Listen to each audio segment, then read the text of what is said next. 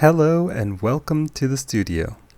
Today, I'd like to share a tip with all of you Honda owners out there, and it's about these annoying Honda brake rotor screws. I'm sure you've seen them if you've ever changed the brakes on your car. They are horrible to take out. And I'm here to tell you that almost everybody has trouble getting these out because they're using the wrong tool. Let me show you what I mean. Most people look at these screws and they bring out one of these. Trusty old Phillips head screwdriver. Maybe your driver choice is actually one of these. Or maybe it's one of these.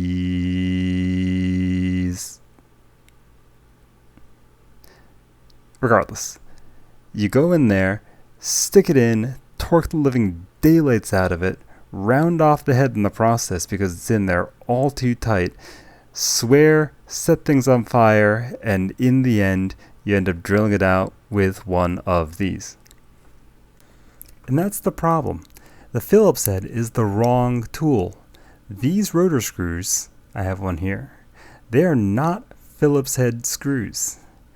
They are in fact Japanese Industrial Standard, or JIS B1012 crosshead screws. They're very similar looking, but in fact they have some very important differences. For those of you who aren't familiar with JIS screwdrivers, let me show you the difference in a close-up. To your left is the Phillips head, and to the right is the JIS B1012 crosshead.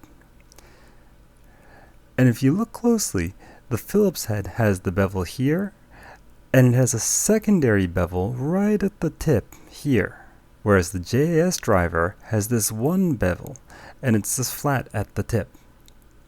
You also notice that the Phillips head bevel goes for much longer, whereas the JIS bevel ends much more abruptly. And that makes all the difference in the world. Now let me put one of those JIS head screws on there. Here's the rotor screw from before.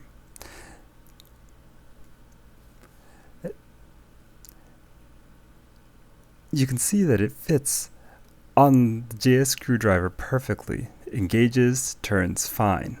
Whereas on the Phillips head, you can already tell it wobbles. And you can see why.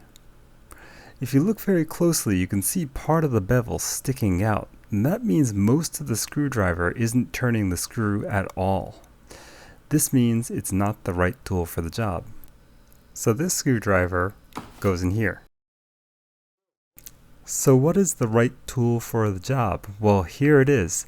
It's a number 3 JIS cross-point screwdriver. This one is a Vessel Impacta. Very nice quality tool. It's good weight, good grip, oil resistant, lots of nice features. Got this off of eBay for about $18, though many motorcycle shops carry these too. Now, one of the nice features of this driver is that if you look at the back, it has this little metal plate, and that's because this is also a 2-in-1 impact driver.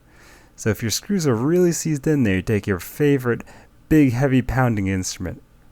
There it is. Give it a solid whack in the back. And the whole bottom of the driver turns 17 degrees with each hit. Pretty cool, right? The most important thing? It fits those Honda rotor screws perfectly. Look at that. So let's see this in action.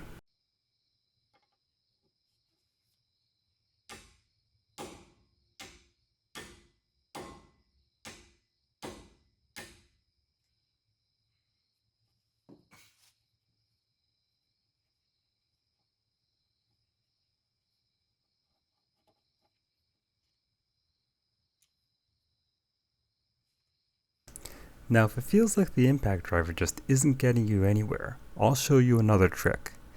Yes, we're getting out the power drill, but instead of using a big drill bit, I'm using a bit that's just big enough to go into the head without touching the edges of the cross. In this case, I'm using a 2mm drill bit, but that's because the metric ones are what I had on hand. I'm drilling a hole in the center of the fastener as far as I can get. Once I have a hole that's about 1/2 inch deep, I'm going to go back and use the impact driver to drive out the screw. This works because tightening any metal fastener stretches and deforms the thread. That's how screws hold themselves in. When you go to loosen a screw, you need to deform the threads back to their original shape, and that means you have to compress the stretched metal. By drilling the relief hole down the middle, you give the metal screw extra room to compress inwards as you loosen it. Of course, once you do this, you shouldn't reuse that screw. But at this point, who cares? You got it out. So here's where this goes. Now for those of you interested in the details, here's the ins and the outs to the hows and the whys. The double bevel design of the Phillips head screwdriver causes it to cam out once it reaches a certain amount of torque. There's a bit of a debate going on as to whether this is a deliberate feature or if it's just a side effect of the design, but regardless, this means that if you torque a screw to a certain point, the screwdriver will automatically pop out, prevent you from tightening it any further. It's a mechanic-friendly behavior. It keeps you from having to think about torque values for tiny screws. And if you really need something as tight as possible, just keep turning it until the screwdriver comes out. Easy.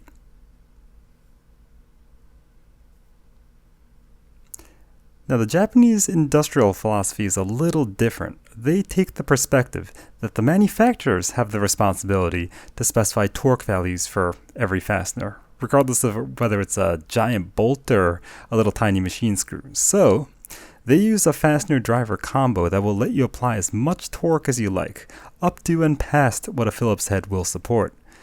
The good news is that you can be very, very precise, and you can get more clamping torque out of a JIS screw because you can tighten it more. The bad news is that if you really monster a screw, you are going to snap the head off. Neither one is better or worse than the other. It's a difference in philosophy, and it's up to the automotive engineers to choose the right fasteners for the job. For us mechanics and casual car enthusiasts, it's up to us to get the right tool to work on those fasteners. Which brings me to my final tip for today. If you own a Honda, Toyota, Nissan, Mazda, Subaru, really any major Japanese, Korean, or American manufactured car, you should not be using a Phillips head screwdriver on them ever. That's because these cars do not come from the factory with any Phillips head screws.